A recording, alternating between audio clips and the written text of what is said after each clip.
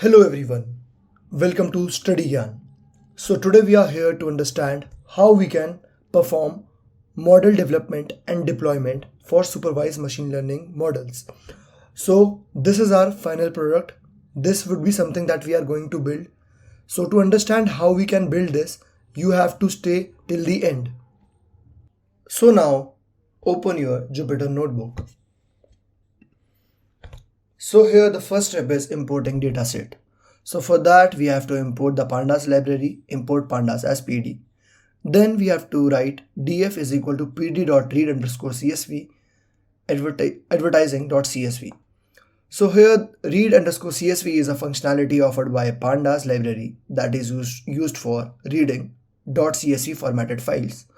Advertising.csv is the dataset that we will be working on and will be provided to you. So now we are looking at the data frame. So there are 4 columns: TV, radio, newspaper, and sales. So here the problem statement is a company is spending on marketing.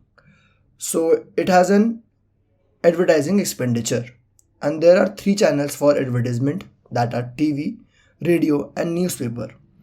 So here the company target is to predict what amount of sales would be generated after spending money on these 3 channels. So for example, if we look at the first row, the company has spent $230 on TV advertisement, $37 on radio advertisement, and $69 in newspaper advertisement to generate a sales of $22. So now here we have to predict the sales, that is a continuous value. So we have to build a supervised machine learning model for regression because it's a purely regression task. The next step is creating features and labels. So in layman language, features are the inputs that we will feed the machine learning model with, and labels are the output that the machine learning model would return us. So in this case, our label is sales while our feature is the expenditure spent on TV, radio, and newspaper. So x is equal to df dot drop sales axis equal to 1. This means that x includes all the columns except the column sales, while y is equal to the column sales. Okay, so now the next step is train test split. So we have to split our dataset into 2 parts, that is one for training the model and another for testing the model.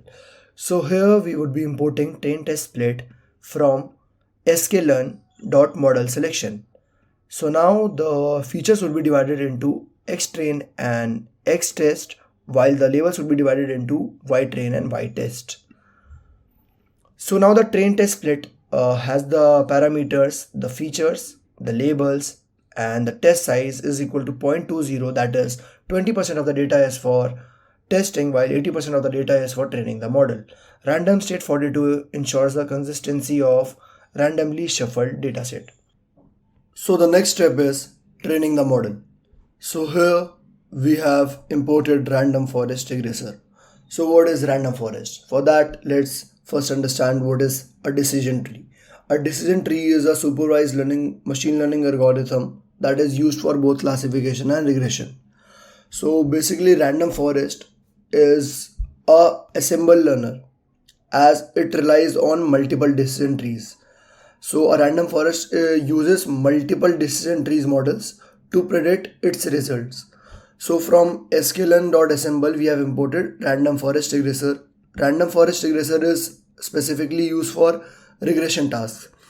So here model is equal to random forest regressor and n estimators. So n estimators means the number of decision trees the random forest is using. So here we have set it to 35. So this random forest consists of 35 decision trees machine learning algorithms and the random state is 101. Now we have fitted our model with xtrain and ytrain, that is the feature and the label training data. So here our model is generated. So the next step is performance evaluation. So now we have fitted our model. So the next step is evaluating its performance. So for that we have imported 2 performance metrics, that are mean absolute error and mean squared error. So mean absolute error basically finds the mean of the difference between the predicted value and the actual values. So from sklearn.matrix we have imported mean absolute error and mean squared error. So now we will perform prediction. We are taking a variable prediction, and that is equal to model.predict x test. So we are performing prediction on x test. So the prediction looks like this: $17, $21, and to $12 and $7. These are the prediction on the x test. So now we are going to see the mean absolute error. So for mean absolute error, you have to pass two parameters, that is the actual value, that is y test, and the predicted value, that is prediction. So the mean absolute error here is 0.6657 and so on. And our mean squared error is around 0.7922 something. So here we are going to see the mean of the sales in the actual data. So for that we are going to write df.describe for the sales column. So it would give statistical parameters for the sales column. So here we are only focusing on mean. So the mean in our actual data for the sales column is $14, and we have a mean absolute error of 0.66. So that accounts around 4% error, that is 4% deviation from the actual results. So we can see that 0.66 mean absolute error is pretty good. So now we know that our model is performing pretty good. So we can now move to the next step. So the next step is finalizing our model. So we know that our model is performing decently, so we are going to finalize it. So final model is equal to random forest regressor. The estimators would be 35 and the random state would be 101. Now we are going to fit our model. Final model dot fit x dot values comma y. So we have fitted our model and finalize our model. So the next step is creating the pickle file. So let us understand what a pickle file is. So pickle file is basically converting any Python object to binary format. So we use pickle file in order to make it convenient to store Python objects and retrieve them back when it is in use. So we are going to import the library joblib, import joblib, and joblib.dump. So dump is the function in joblib that is used for creating pickle files. So the dump function requires two parameters, that is the Python object, that is the final model, in this case that is the random forest regressor machine learning model, and the second parameter is the name of the pickle file. So in this case we have choose adv_model.pkl. So the next step is loading the model. So now we are going to see how we can load this pickle file. So first of all, let's go to your directory that you are working on.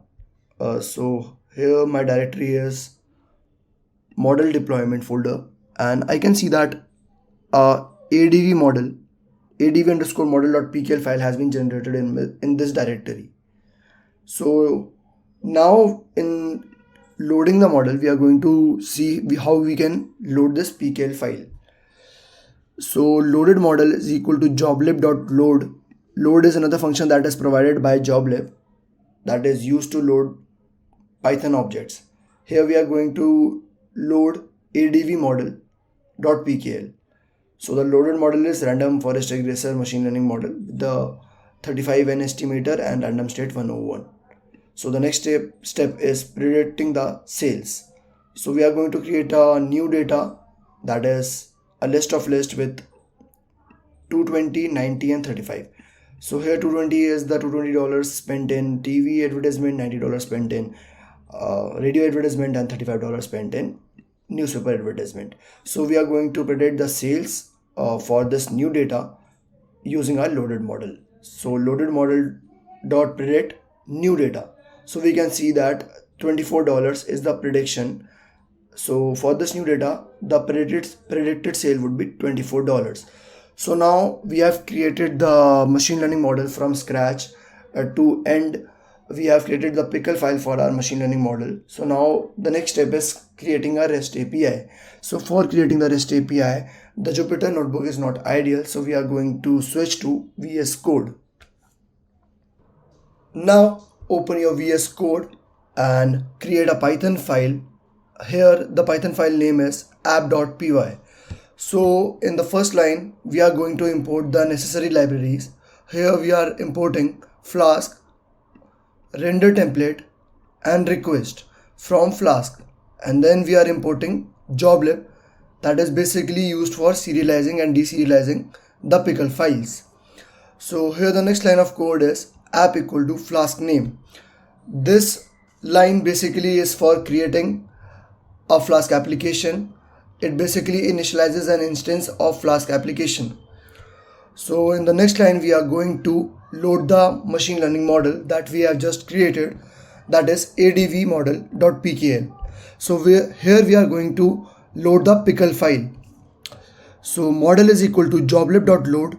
So load is the function in joblib that is used to download or load the pickle file. adv model.pkl, that is the random forest regression model that we have built. So here the next line is app.route / methods equal to get and post. So basically this line defines the URL endpoint and the HTTP methods that are allowed. So this / is the URL endpoint and the get and post are the HTTP methods that are allowed. So after this we will be creating a function that is predict price. So let's now focus on the function predict price. So here app.route, the function that we code below app.route is the function that would be called when this endpoint URL, which is / in this case, is accessed. So here the function predict price would be called, and in this function what we are doing is we are first initializing a variable prediction result as none. After that we are checking if the HTTP method is of post type, then we are entering this if condition, and then we are extracting the input data from the form and converting it to integer and storing it in the integer variables. So in this case, in the first case, we are extracting the input data from the form, which is TV spend, and then converting it into integer and storing into an integer variable TV spend. And we are doing similarly this for radio spend and newspaper spend. So after that we are going to prepare the data to predict the results using our model which we have loaded above. So the new data is equal to list of list TV spend, radio spend, newspaper spend. So after this we are going to perform the prediction using our model. So now let's perform the prediction. Predicted price is equal to model.predict new data with the index 0, that is the first element. So the first element of new data is the list containing TV spend, radio spend and newspaper spend. Now prediction result is equal to round predicted price, 2. So the round function, what it does is it rounds off the predicted price to 2 decimal places. Now we are going to return the render template index.html prediction result equal to prediction result. So what this line of code does is it renders the template index.html and returns this prediction result variable as context variable. And after that we are going to perform app.run, that basically run this Flask application, and this debug equal to true basically enables the development server and allow and provides the detailed error messages to make debug more convenient and easier. So now let's talk about this index.html file. So now let's go through the index.html file. So here is the index.html file. This is how it looks like. And for those who are experienced in HTML, CSS, those who know how to create a form, how to create a template, how to that are familiar with the front end, can make a customized front end for themselves. But those who don't know or have no experience in HTML or CSS, there is nothing to worry about.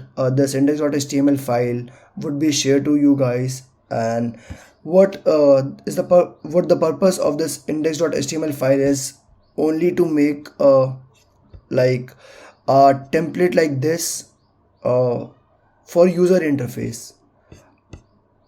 So this index.html file is just making this template for the user interface. So now we can go to the VS Code and run our app.py file to locally host the server. So we are just going to write Python app.py, and this will run this app.py file. And now we can see that running on the HTTP 127.0.0.1 5000.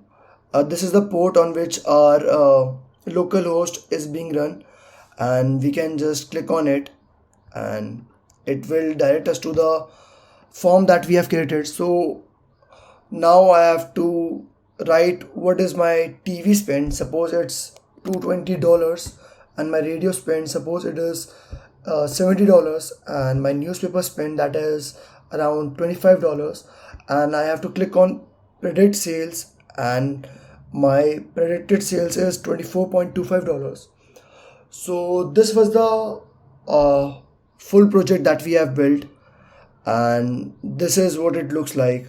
I hope you guys understand and get familiarity with how to build a machine learning model, and then how to locally host it using the Flask framework of Python.